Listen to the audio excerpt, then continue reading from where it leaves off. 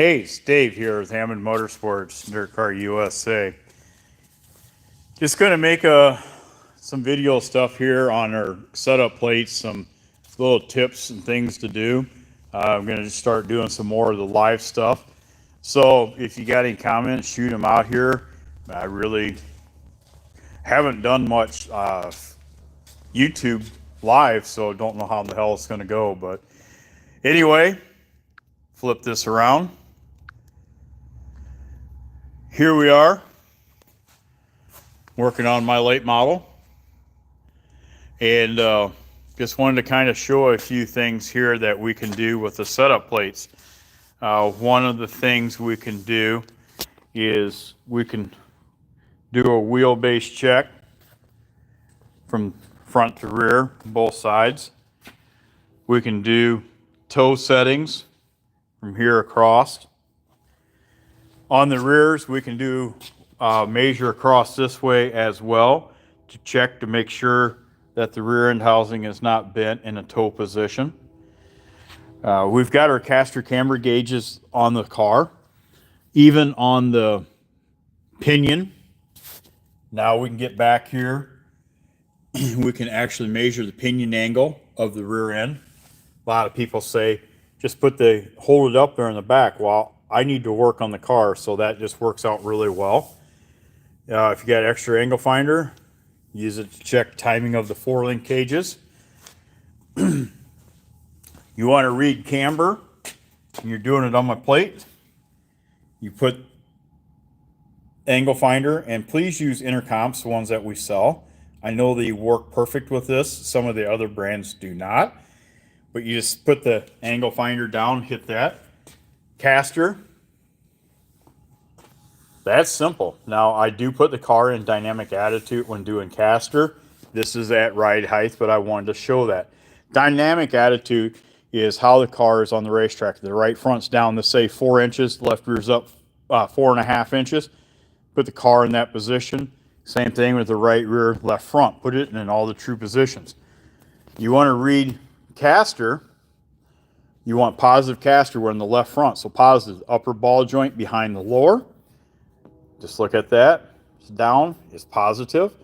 So we'll put the car in dynamics, but we would want to run more caster than that.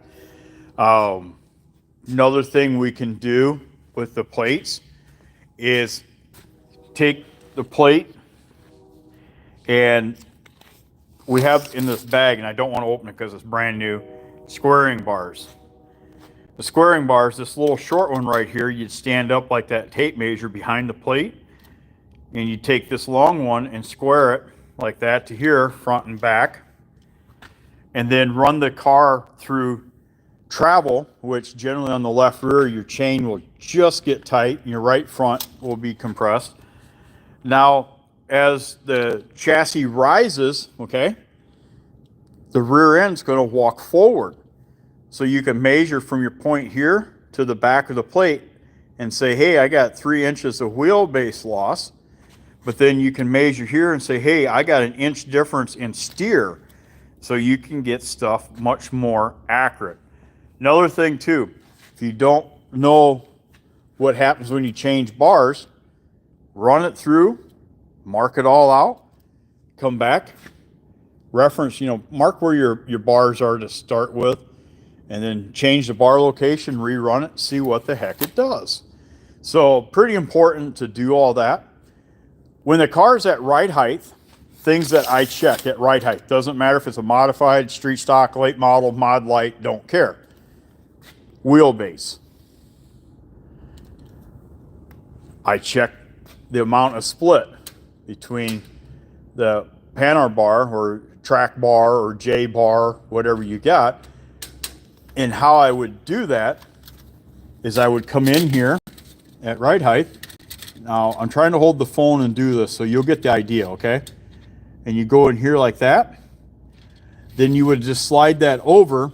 And honestly, I do have a piece that puts across my lift, and I would just slide that over, and then where the bolt on that side hits here, if it hits here at 6.5, well, then you got 6.5 inches of split in it, okay? Other thing I worry about at ride height is pinion angle. I can tell you that that pinion angle is 3.65 degrees. That is half of what I would normally run or in that area.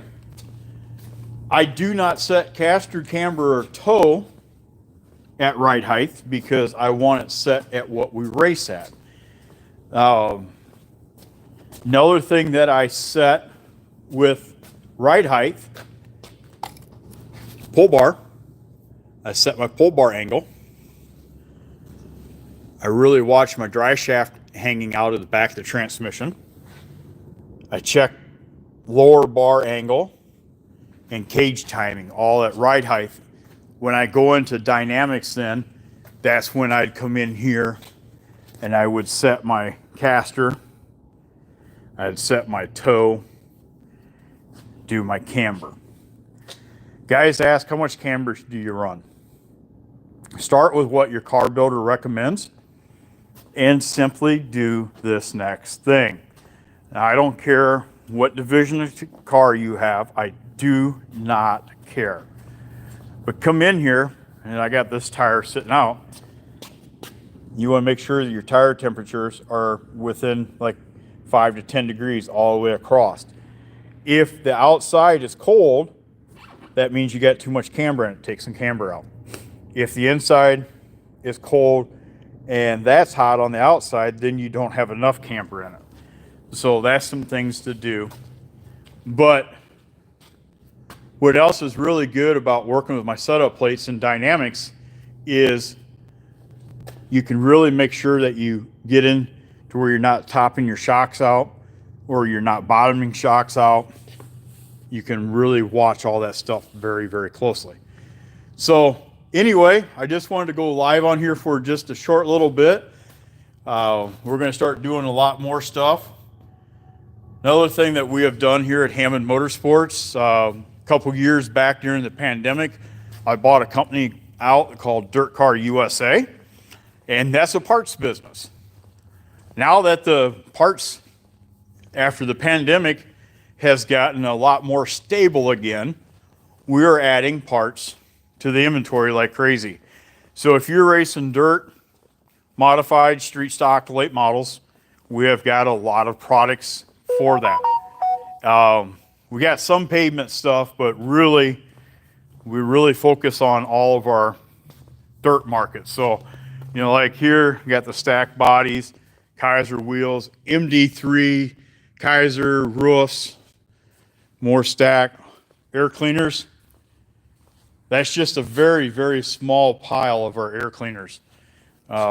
Radiators, we've got all kinds of small stuff like the arch radiator caps, the bypass systems, the Gorshix fan blades, Jones stuff, Jones pumps, replacement blades. So we got a lot of stuff here. Popovich, never know about that. Milwaukee, the quick car stuff. So anyway, premium lower A-frames. So if you want a better OEM style A-frame, the premiums, we keep them here. So Kaiser wheels, halves, or Kaiser whole wheels, you name it, we got it.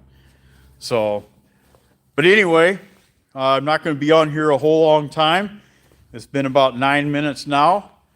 And my gosh, trailing arms, like 300 and some in there right now. I don't know how many is left in there yet.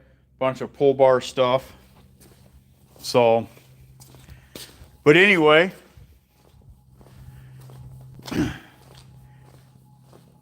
check out some of my other things on this page. We've got videos about working with the stock stubs, all kinds of stuff on there. A lot of tech stuff. Talk about even the premium lowers, how they're done, what's that. But there's how you get a hold of me.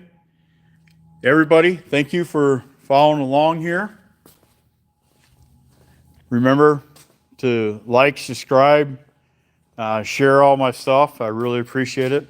And everybody, I'm going to jump off here. But have a great night, and thank you for listening to me for a little bit.